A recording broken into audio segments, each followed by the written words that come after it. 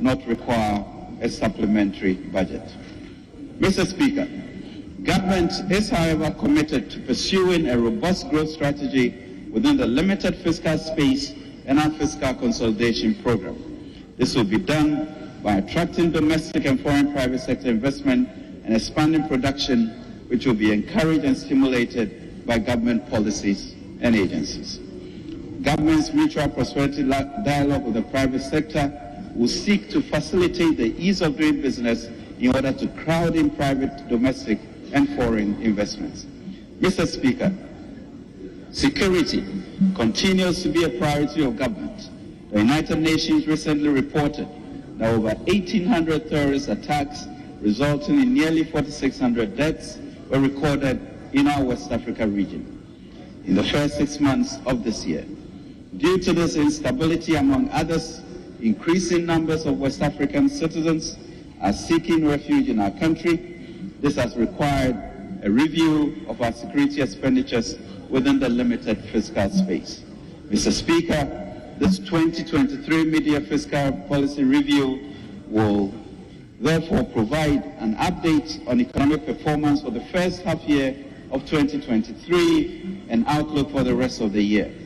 Provide an update on the implementation of the IMF-supported PC-PEG, including update on structural reforms and the progress towards achieving the quantitative performance criteria and indicative targets. Provide an update on the debt restructuring program, present a revised 2023 fiscal framework which aligns with the IMF-supported PC-PEG, and outline government's growth strategy to drive the recovery process. I will now proceed to update the House on the macro-fiscal performance of the economy since 2022.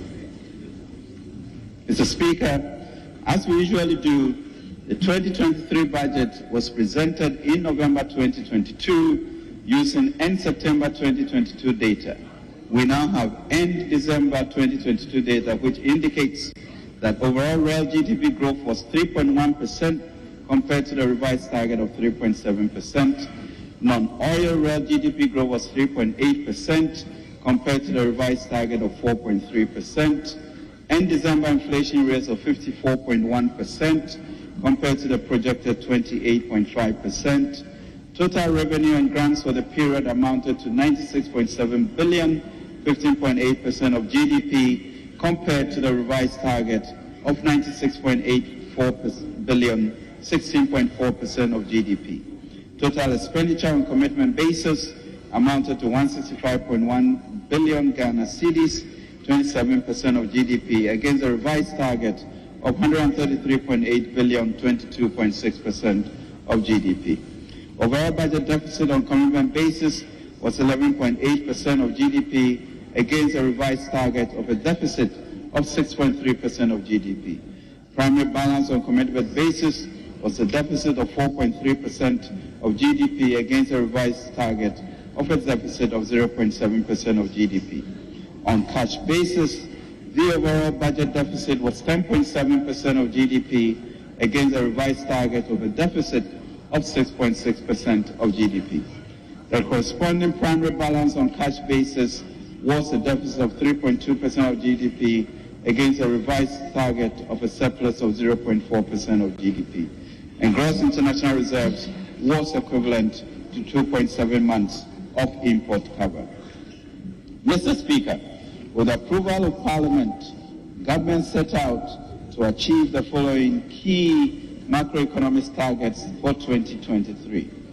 Overall real GDP growth of 2.8%, non-oil real GDP growth of 3%, end December inflation rate of 18.9%, overall budget deficit of 5.9% of GDP on commitment basis, and 7.7% on cash basis. Primary balance commitment basis of a surplus of 0.7% of GDP and a deficit of 1.1% of GDP on cash basis, and gross international reserves to cover not less than 3.3 months of imports. As I've indicated, we have made significant progress on restoring macroeconomic stability, and the narrative is changing. The economy is showing signs of recovery, the exchange rate has stabilized, inflation has softened, and interest rates have declined since December 2022.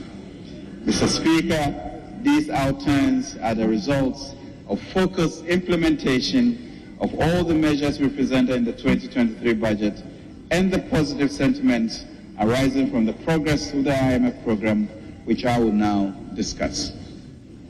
Mr. Speaker, towards addressing the macro-fiscal challenges the economy faced in 2022, government engaged the IMF to support the implementation of our PCPEC program. On 17th May 2023, the Executive Board of the IMF approved a 36-member standard credit facility in an amount equivalent to SDR's $2.242 billion, approximately $3 billion. The program is anchored on government PCPEC and designed to restore macroeconomic stability and debt sustainability. It includes extensive reforms to strengthen resilience and lay the foundation for stronger and more inclusive growth. Mr. Speaker, the program has been designed to address the key issues facing the economy through the following key priority targeted interventions. Large and front-loaded fiscal consolidation to bring public finances back on a sustainable path. The program envisages a cumulative fiscal adjustment of 5.1 percentage points of GDP over the program period 2023 to 2026, with a fiscal effort of 3.8 percentage points in 2023 alone. The primary deficit on commitment basis will be reduced from 4.3% of GDP in 2022 to 0.5% in 2023. The fiscal consolidation will be executed by both mobilizing more domestic revenue and improving efficiency of spending. 2, to protect the vulnerable through enhancement of existing social protection programs, including the Livelihood Empowerment Against Poverty (LEAP), National Health Insurance Scheme, the Capitation Grant, and the School Feeding Program. The 2023 budget, for example, doubled the benefits under the LEAP program as well as boosted the allocations to the School Feeding Program. 3, strong and ambitious structural reforms in tax policy, revenue administration, public financial management, financial sector, as well as strong measures to enhance revenue mobilization and address weaknesses in the energy and cocoa sectors.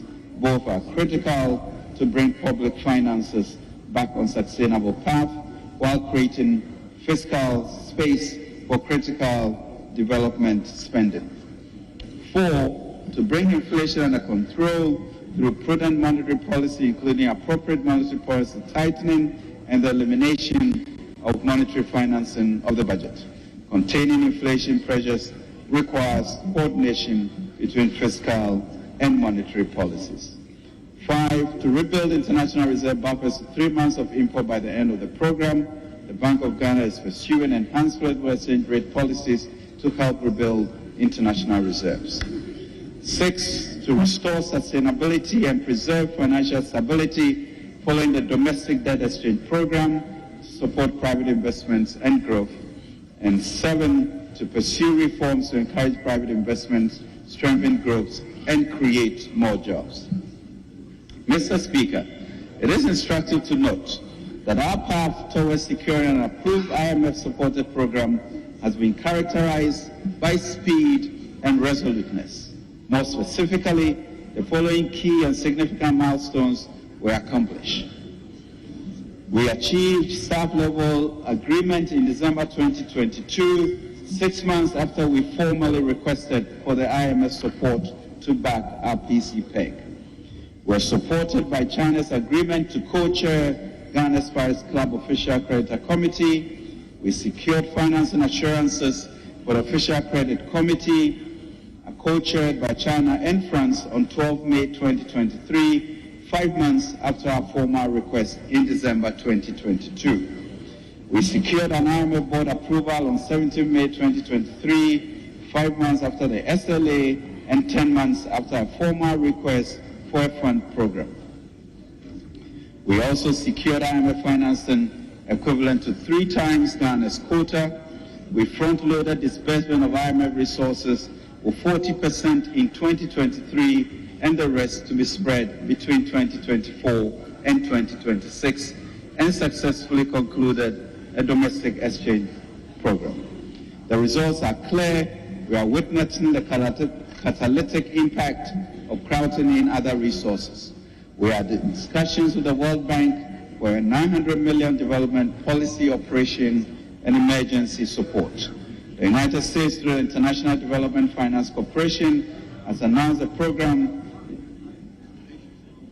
to invest $300 million towards the construction of a data center under the G7 Partnership for Global Infrastructure and Investments.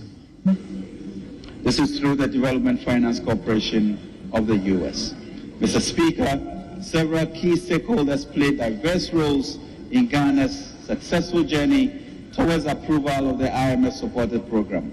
On behalf of His Excellency the President, I would like to again express our sincere gratitude to the Right Honourable Speaker, members of Parliament, our participating bondholders, retirees, financial institutions, and other stakeholders who played critical roles. Permit me to express our sincere gratitude to the Managing Director of the IMF, a team led by its Country Director, Stefan Roder, and the Executive Board for providing the unfathomable cooperation throughout the whole process. We are also grateful to the World Bank Group, the U.S. Treasury, U.S. Development Finance Corporation. Government appreciates our other development partners, both multilaterals like the AFDB and AFRI-EXIM, and bilaterals for their support under the program. Mr. Speaker, as a nation, we must and will prevail. Indeed, our only recourse is to be successful at the upcoming first review of the program in September 2023 and all other subsequent reviews. We are therefore respectfully calling on every member of this august House and all our fellow Ghanaians to support these reforms. Mr. Speaker, to support the effective implementation of the IMF-supported PCPEG, the government has put in place an implementation strategy. Status of progress towards achieving the program objectives. Mr. Speaker, the IMF-supported program will be monitored and reviewed semi-annually based on agreed targets to be met by end June and end December each year. We'll prepare for a comprehensive assessment of the targets by the IMF during the first review in September 2023, which will assess 9 structural benchmarks, 6 quantitative performance criteria, and 3 indicative targets in 2023. Mr. Speaker, the IMF-supported PCPEG has also prioritized social protection reforms to ensure that the vulnerable are protected from the impact of the ongoing fiscal adjustment. Social spending on health, social protection, and education will be closely monitored to ensure timely disbursement of funds to beneficiaries. In addition, an indexation mechanism for benefits under the LEAP program will be put in place by end September 2023. Furthermore, the coverage of LEAP will be expanded and its targeting improved to cover the extreme poor by 2024.